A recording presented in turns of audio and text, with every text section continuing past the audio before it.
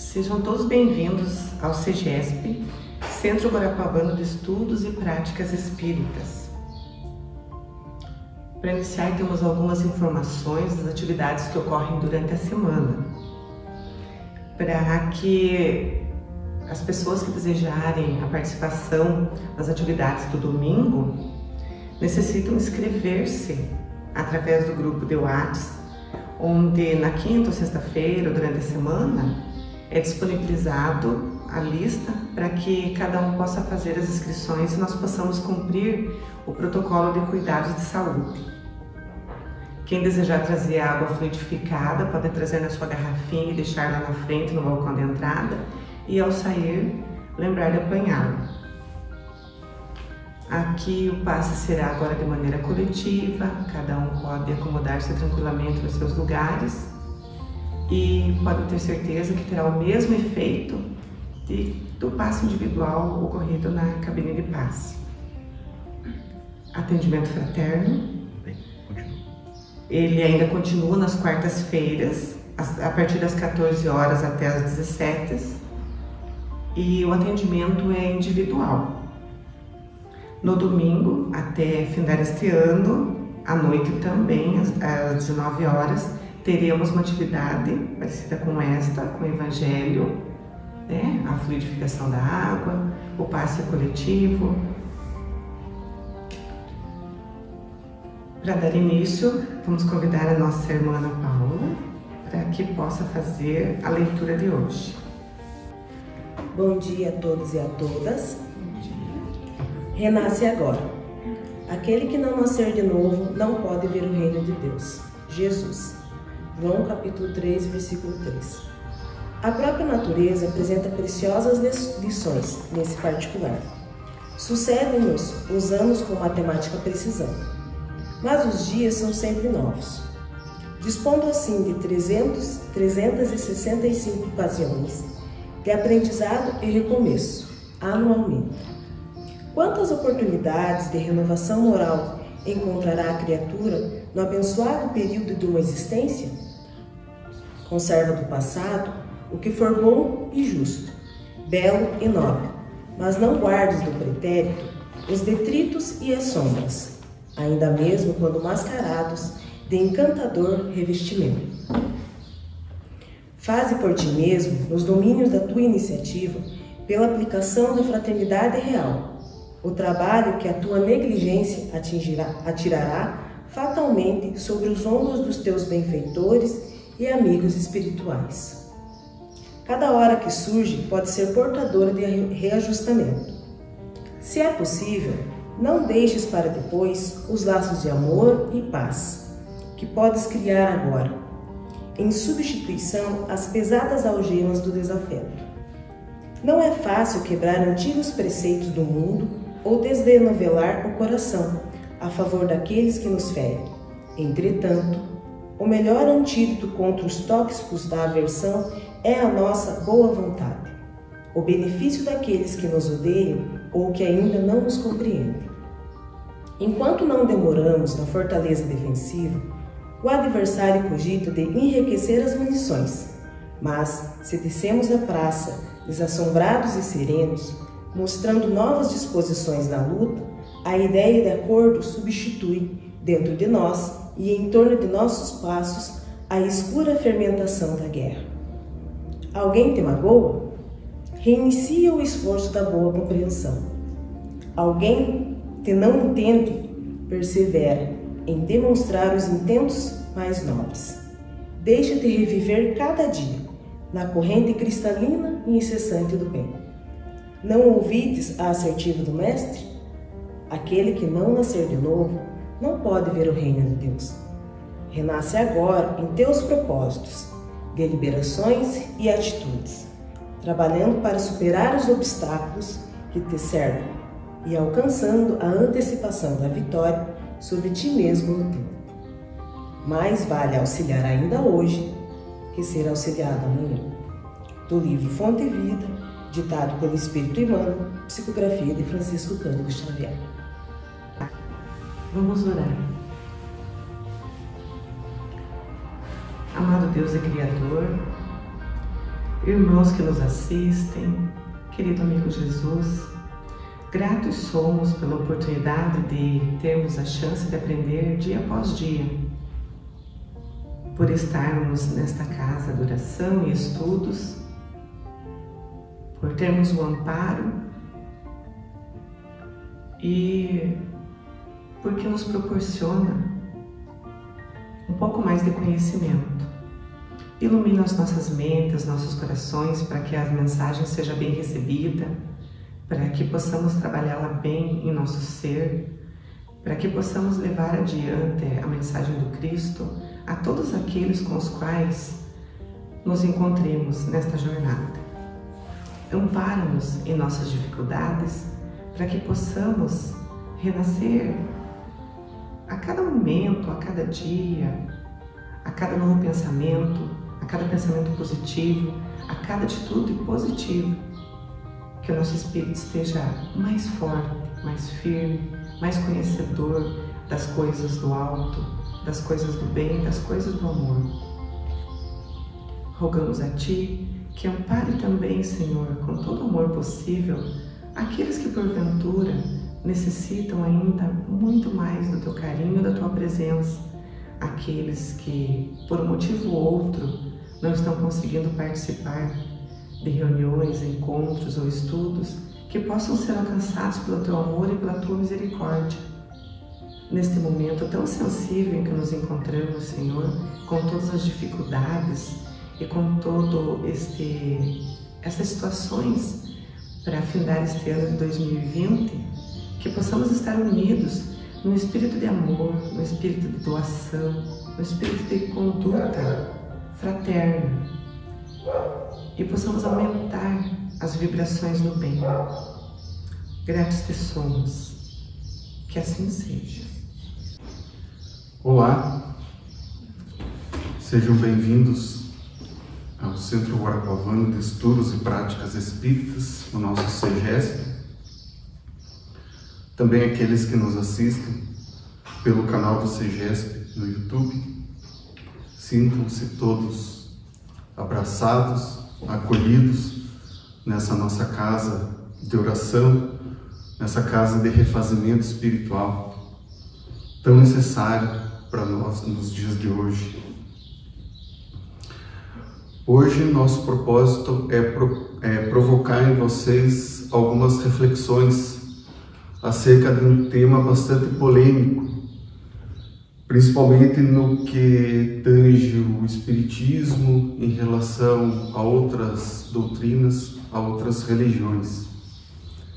Trata-se do capítulo 4 do Evangelho segundo o Espiritismo, que tem como título: Ninguém poderá ver o reino de Deus se não nascer de novo. Estaremos tratando mais especificamente dos itens de 4 a 17, então é um trecho bastante longo, que tem como tema ressurreição e reencarnação. Então, para ficar mais claro o nosso entendimento, devido à doutrina também envolver bastante a parte da ciência, então faremos uma busca, uma reflexão, trazendo também a ciência, a história, para que fique bem claro toda essa questão que, como eu disse, é tão polêmica. A ideia da reencarnação, ela não surgiu com o Espiritismo. Essa ideia, ela já vinha desde antes de Jesus com os judeus. Só que tinha uma pequena diferença. A ideia que eles faziam da reencarnação, ela era muito incompleta. Então eles não tinham, como nós temos hoje, a vasta informação. Então eles tinham alguns pontos e eles ficavam muito confusos com relação à questão de renascer de novo. Então, por conta dessa ideia incompleta, eles acabavam até usando o termo ressurreição, que não é o termo correto a ser usado, porque o termo ressurreição nos traz a ideia de que você vai ressurgir, mas ressurgir no mesmo corpo. E hoje, com a ciência avançada como nós temos hoje, a gente sabe que por alguns segundos você até consegue, depois do desencarne, você ressuscitar aquela pessoa. Mas depois de horas, dias, meses, isso é praticamente impossível, né? De forma que a ressurreição, então, ela está incorreta no entendimento como eles tinham. Somente os saduceus, lá na época de Jesus, tinham um entendimento um pouco diferente. Eles entendiam que o espírito nascia junto com o corpo e acabava junto com o corpo. Eram os únicos que não traziam a ideia da ressurreição viva entre eles. Então a ressurreição ela poderia muito ser aplicada a Lázaro, né? Levando em consideração que hoje, também com o avanço da ciência e com o conhecimento que temos, há muitas linhas de entendimento que trazem como Lázaro não tivesse morrido efetivamente. Ele tinha entrado num estado de catalepsia, né? E aí Jesus conseguiu trazer ele de volta. Mas isso é um tema também polêmico para uma outra conversa, para uma outra explanação. Mas a ideia ela já existia. E Jesus traz isso no seu Evangelho em vários pontos, tanto no Novo Testamento como já vinha em algumas questões do Antigo Testamento, já era tratado dessa temática. E Jesus nos traz lá no livro de Mateus, no capítulo 7, versículo de 10 a 13, ele traz ocorre o seguinte diálogo. Esse diálogo ele ocorre após a transfiguração no Monte Tabor. Então os discípulos interrogam Jesus da seguinte forma: por que dizem os escribas ser preciso que antes volte Elias? Jesus lhe respondeu: é verdade que Elias há de vir e restabelecer todas as coisas, mas eu vos declaro que Elias já veio e eles não o conheceram e o trataram como lhes aprouve. É assim que farão sofrer o Filho do Homem. Então, seus discípulos compreenderam que fora João Batista que ele falara. Ou seja, Jesus deixa muito claro que João Batista é a reencarnação de Elias, que Elias voltou. Só que com uma pequena diferença. João Batista não é o Elias ressuscitado, porque ele veio num outro corpo. Então ele é reencarnado. E por isso eles não reconheceram, porque o espírito era o mesmo, mas o corpo não. O corpo já era outro. Então isso causava uma certa confusão no entendimento daquele povo que ainda não estava tão evoluído como estamos hoje. E tem uma outra passagem de Jesus que é ainda mais interessante, que se encontra no livro de João, no capítulo 3, também tratando sobre o mesmo tema, que ele diz assim: ora, entre os fariseus havia um homem chamado Nicodemos, mestre em Jerusalém, que veio à noite ter com Jesus. Ele disse: mestre, sabemos que vieste da parte de Deus para nos instruir como um doutor. Portanto, ninguém pode fazer os milagres que fazes se Deus não estiver com ele. Jesus lhe respondeu: em verdade lhe digo, ninguém pode ver o reino de Deus se não nascer de novo. Disse-lhe Nicodemos: como pode nascer um homem já velho? Pode tornar a entrar no ventre de sua mãe para nascer outra vez? Jesus respondeu: em verdade lhe digo, se um homem não renasce da água e do Espírito, não pode entrar no reino de Deus. O que é nascido de carne é carne, o que é nascido do Espírito é Espírito. Não te admires de que eu te haja dito ser preciso que nasças de novo. O Espírito sopra onde quer e ouves a sua voz, mas não sabes de onde ele vem, nem para onde vai. O mesmo se dá com todo homem que é nascido do Espírito. E Nicodemos responde: como pode isso fazer-se? E Jesus conclui: pois que é mestre em Israel e ignora estas coisas? Digo-te em verdade, que não dizemos senão o que sabemos e que damos testemunho, senão do que temos visto. Entretanto, não aceitas o nosso testemunho. Mas se não credes quando eu vos falo das coisas da terra, como me crieis quando vos fale das coisas do céu? É uma passagem bem interessante. Se vocês tiverem tempo, a gente pode ficar aí até 1 hora só nesse trechinho aí que vai dar um caldo bom para a gente conversar. Mas eu vou pegar a parte começando pelo final. Quando Jesus diz ali, pois que és mestre em Israel e ignora estas coisas, para ver como era um conhecimento incompleto, como eu disse no começo. A ideia não batia muito bem com o que eles entendiam. A ideia vinha para eles, mas eles não tinham uma base para eles poderem ter um entendimento completo daquela situação. E como nascer de novo? Né? E aí, vem do trecho anterior, onde Jesus diz, como pode, Nicodemos diz, como pode nascer um homem já velho? Pode tornar a entrar no ventre de sua mãe para nascer outra vez? É a ideia da ressurreição. Ele achava que o homem velho teria que voltar para o útero da mãe para poder renascer. E como que vai fazer isso com um homem velho? Provavelmente a mãe dele já tinha morrido, já tinha desencarnado. Como que ele vai voltar para o útero da própria mãe? Como que ele vai renascer de novo? Então tudo isso aí causava muita confusão naquela época no povo, né? E Jesus explica, se um homem não renasce, da água e do Espírito, não pode entrar no reino de Deus. O que é nascido da carne é carne, e o que é nascido do Espírito é Espírito. Ou seja, aqui Jesus se refere às duas formas de vida.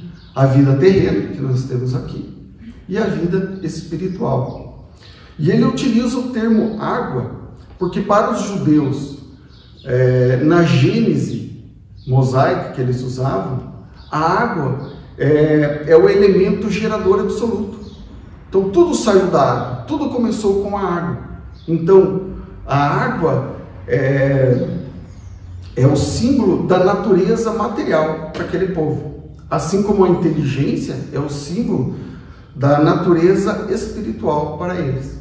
Então por isso Jesus se refere à água. Depois ele fala da carne, que é um entendimento mais fácil que nós temos, né? Dizendo que nós somos carne, temos que renascer da carne, mas também temos que renascer do Espírito,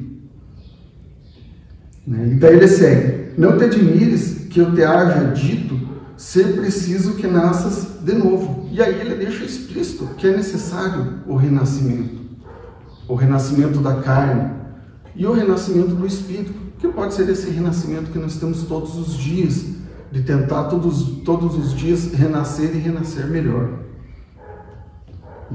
E aí ele continua concluindo o pensamento.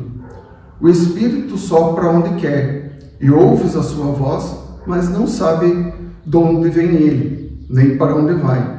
O mesmo se dá com todo homem que é nascido do Espírito. Ou seja, nós não sabemos aonde Deus sopra o Espírito na sua criação. Nós sabemos que é um Espírito que já vem de outras encarnações, mas a gente não sabe o que ele foi na outra encarnação, de onde que ele está vindo, né? Não sabemos também para onde ele vai depois dessa passagem. Vai depender muito de como ele vai agir aqui, né? Mas a gente não sabe para onde vai.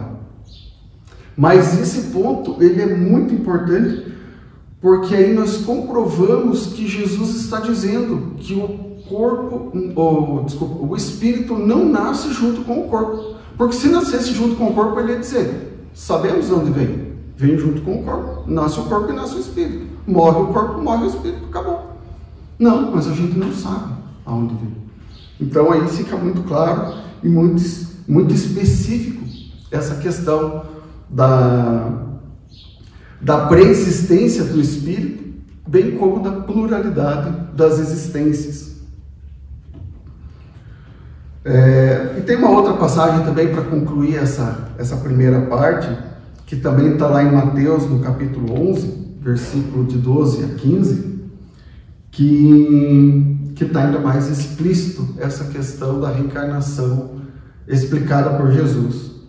Ele diz assim: desde os tempos de João Batista até agora, o reino dos céus é tomado pela força, e os que fazem violência são os que o arrebatam. Porque todos os profetas e a lei, até João, profetizaram. E se vós o quereis bem compreender, ele mesmo é o Elias que há de vir. O que tem ouvidos de ouvir, ouça.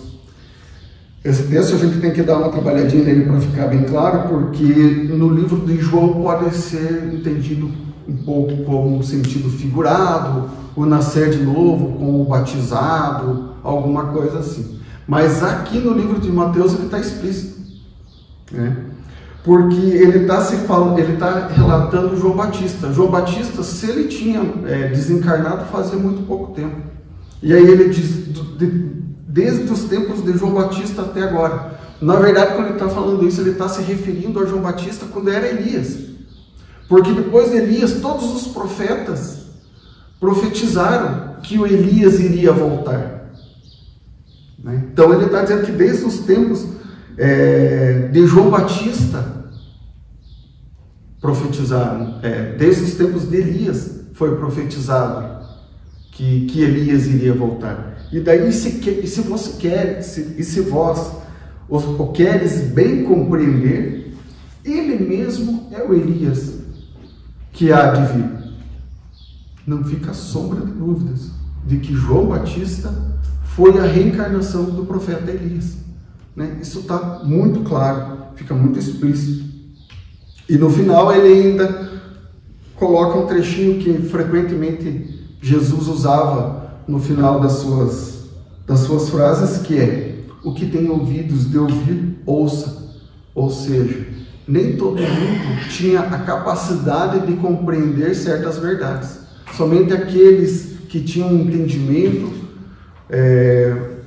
uma melhor evolução, uma melhor clareza dos pensamentos, poderia tornar esses ensinamentos entendíveis. E a gente fala no meio do Espiritismo que a gente não usa muito o Antigo Testamento, né? A gente se baseia muito mais no Novo Testamento, porque são os ensinamentos de Jesus, os ensinamentos baseados na lei do amor que ele veio nos trazer. Mas se a gente pegar o Antigo Testamento, vai ter inúmeras passagens dos profetas perguntando, se questionando justamente sobre a reencarnação, ou a ressurreição, ou o renascer de novo. Eu peguei um trechinho só, para a gente não se estender muito, que é no livro de Job, no capítulo 14, que vai de 10, no versículo 10 a 14. Veja o que ele diz. Quando o homem morre uma vez, e seu corpo, separado do espírito, é consumido, em que ele se torna? Tendo o homem morrido uma vez, poderia ele reviver de novo? Nesta guerra em que me encontro, todos os dias da minha vida, estou esperando que chegue a minha mutação. Essa é uma tradução de Sassi. Existem outras traduções, por ser do Antigo Testamento, né, algumas traduções evangélicas, que ocorrem algumas mudanças. Mas Job deixa bem claro os questionamentos com ele mesmo, né, sobre a questão da reencarnação. E aí fica claro que ele não está se referindo ao batismo, né, a uma segunda vida após o batizado, como algumas linhas entendem, né? Porque ele fala ali, quando o corpo é separado do espírito e é consumido, ou seja, o corpo é enterrado. Não é a ressurreição, porque ele não vai voltar naquele corpo. O que vai acontecer? Como que ele vai tornar a viver de novo? E aí parece que ele está dizendo, né, eu estou aguardando, né, nesse meu pensamento que eu não consigo entender direito, eu estou aguardando o tempo em que eu vou fazer a minha mutação, no tempo que eu vou voltar à pátria espiritual, que eu vou voltar ao plano espiritual. essa seria a mutação, né? A transferência da vida corpórea para a vida espiritual. Então veja que até no Antigo Testamento, essa ideia, mesmo que completa, ela já vinha dos judeus há bastante tempo. Mas aí vocês devem estar me perguntando, tá, se do Antigo Testamento já tinha essa ideia mesmo que incompleta. Chegou o Novo Testamento ali com a passagem de Jesus. Jesus vem e deixa isso muito claro, muito específico, assim, de que existe João Batista, a reencarnação de Elias, é necessário renascer de novo, renascer da carne, renascer do Espírito. E por que hoje ainda muitas religiões, muitas pessoas não conseguem entender a lei da reencarnação? Aonde que isso se perdeu? Até tem um livro da Joana de Ângeles, eu tentei procurar, ele até tinha tirado aqui da explanação, não ia comentar dele, porque eu não conseguia achar o livro. Mas tem um livro da Joana de Ângeles, da série psicológica dela, que ela faz uma análise sobre Carl Gustav Jung, e ela diz que ele teria sido perfeito nos seus estudos sobre a vida interior, se ele tivesse colocado a reencarnação no meio dos seus estudos. Porque as respostas que ele não conseguiu ter são as respostas aonde envolve a reencarnação, as vidas passadas. O que você traz da tua vida para essa? Então aí ficaram umas lacunas que Joana especifica muito bem, que poderiam ser concluídas nos seus estudos, inserindo a questão da reencarnação. Mas então essa questão veio até um período, até o Segundo Concílio de Constantinopla. E nesse concílio, convocado pelo imperador bizantino Justiniano I, a pedido da sua esposa, a imperatriz Teodora, ele faz esse encontro ecumênico porque a imperatriz Teodora, ela havia sido prostituta, ela era filha de um domador de ursos, uma família muito simples, e uma etapa da vida dela, ela trabalhou, acabou se prostituindo.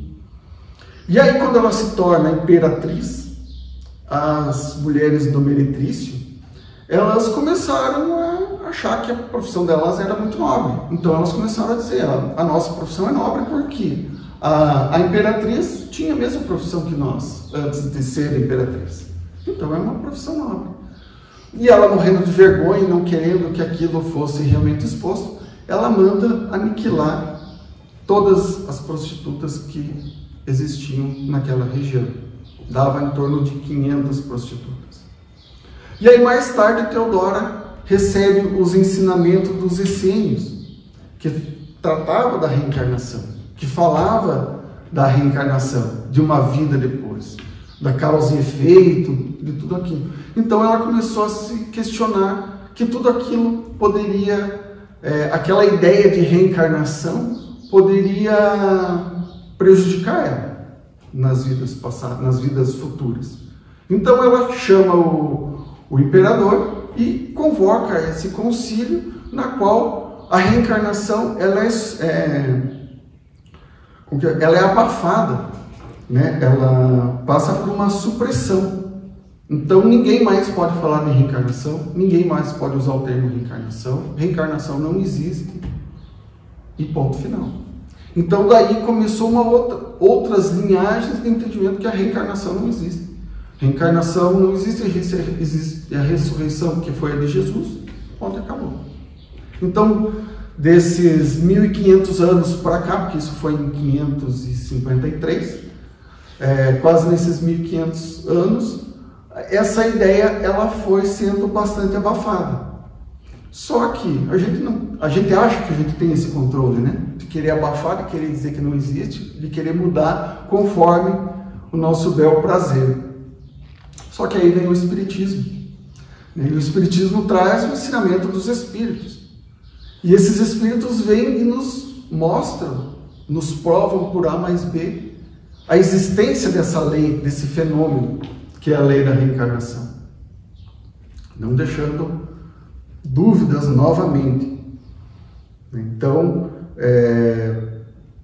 e isso através de diversos médiums, né? A gente vê lá Divaldo Franco, Raul Teixeira, Ivone do Amaral Pereira, Chico Xavier, talvez o maior deles, né? Nos trazendo informações do outro plano, nos corroborando a ideia da reencarnação. Até o próprio Chico Xavier teve 2 casos, se não me engano foram 2 casos, que foi mudado a decisão judicial com base nas cartas psicografadas por Chico Xavier, né? Devido à veracidade daquelas cartas. Uma delas até está no filme, que retrata a vida do Chico, né? Do menino que a arma dispara e mata o amigo.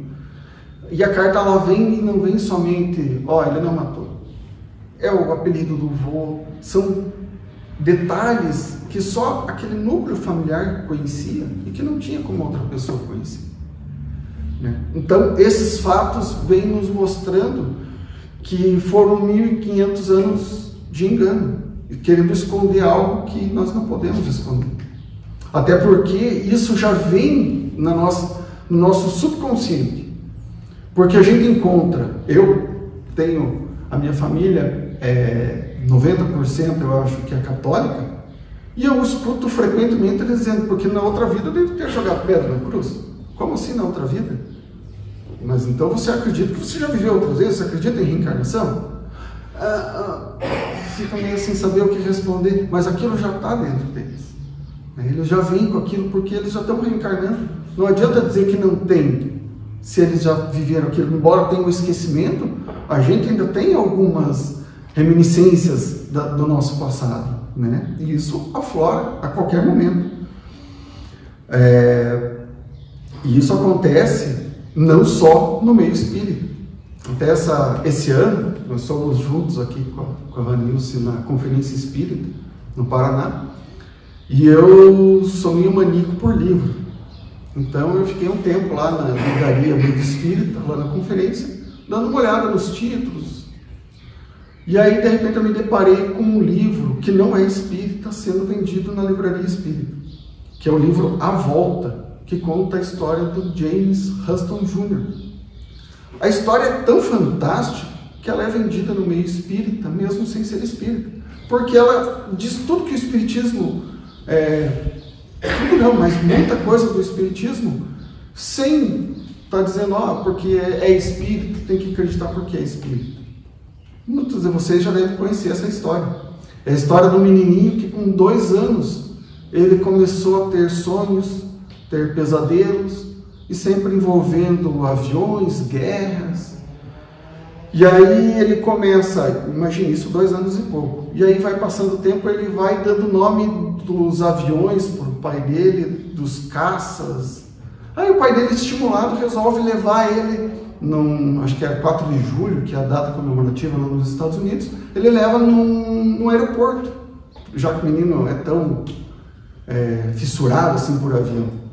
E a surpresa dele é que ele chega lá e o menino vai dizendo, esse aqui é o caça não sei o que, esse aqui é o avião não sei o que, esse aqui era usado na Segunda Guerra, assim, assim, assado. Mas como assim? Como que pode ter todo esse conhecimento? Como que ele pode? Ele nunca estudou, não sabe nem ler, como que ele vai saber aquele nome FX, não sei o que lá?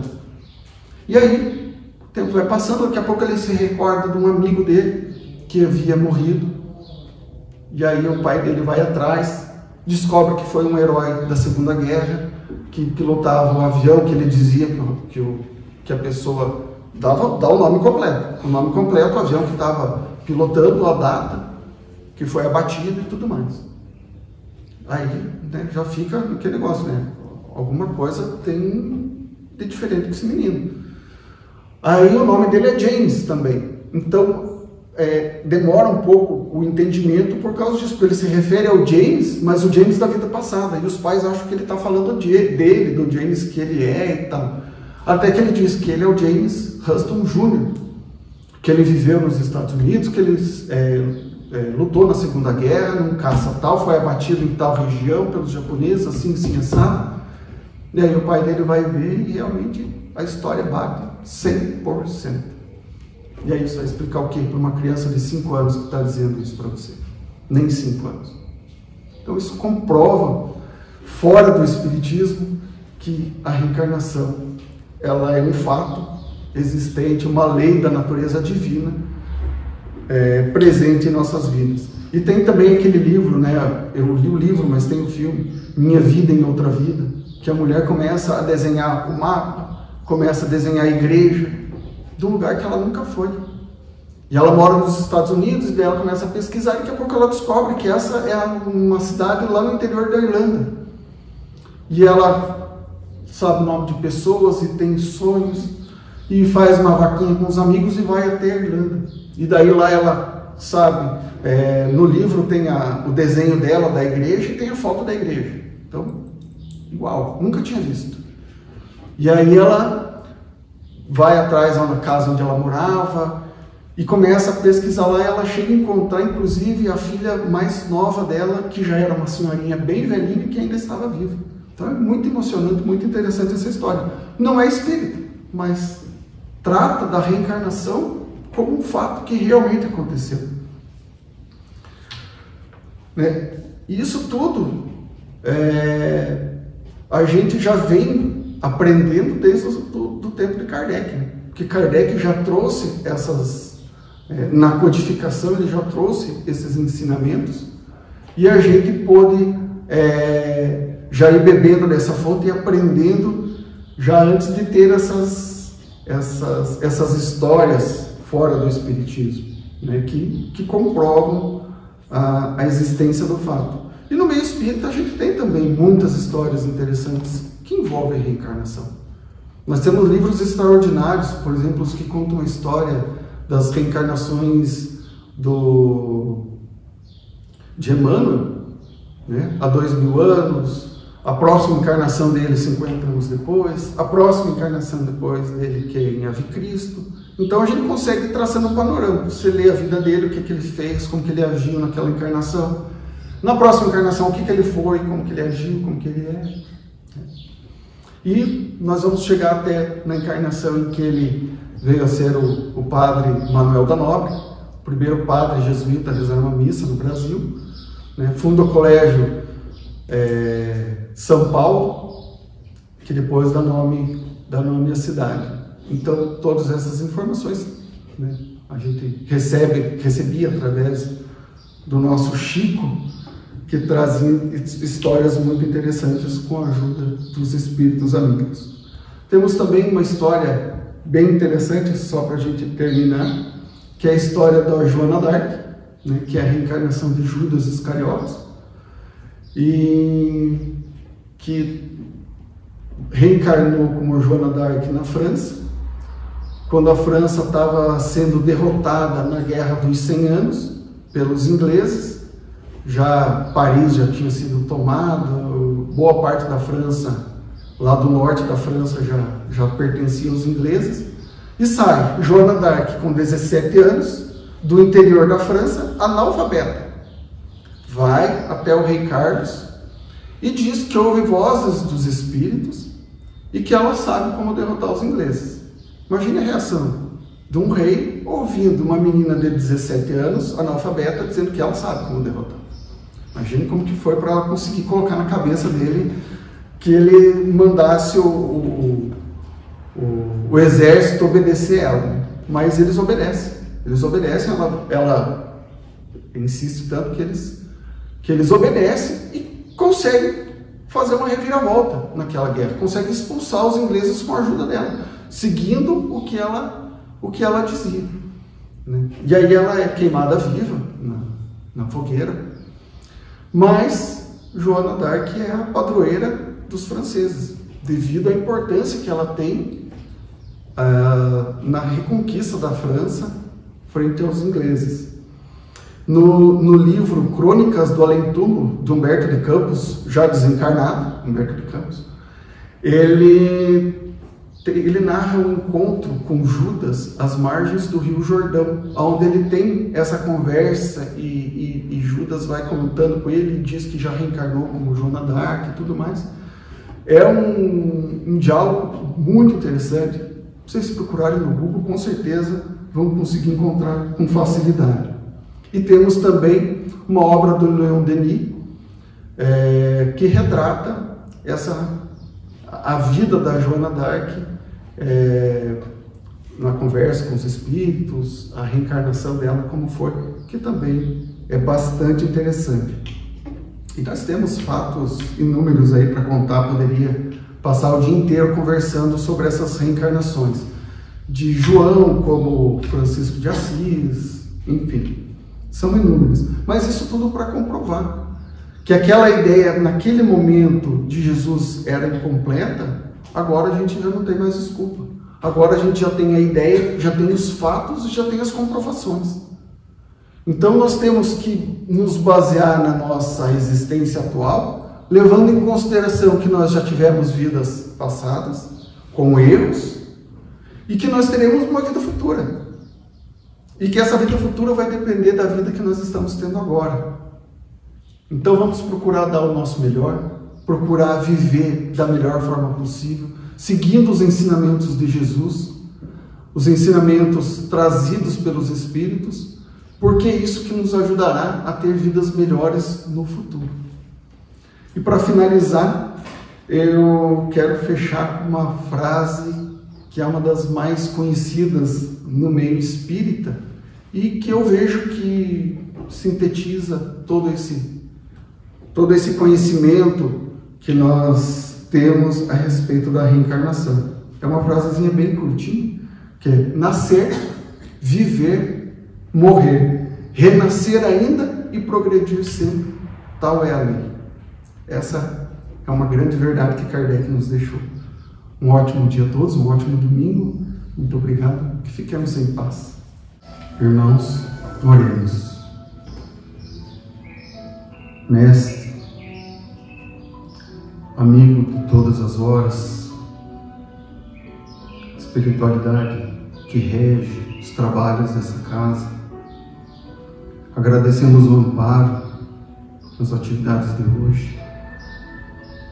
E gostaríamos de agradecer especialmente as bênçãos da reencarnação, a oportunidade bendita que temos de mais uma vez podemos estar vivendo as provas na carne, tendo a oportunidade de resgatar os nossos débitos, causados ou criados por nós mesmos em nossas vidas pretéritas, que possamos ser intuídos, abençoados com a Tua luz, para que possamos aprender a amar, a perdoar, de uma forma como não conseguimos fazer em outras existências, nos aprimorando sempre, tornando-nos cada dia melhores.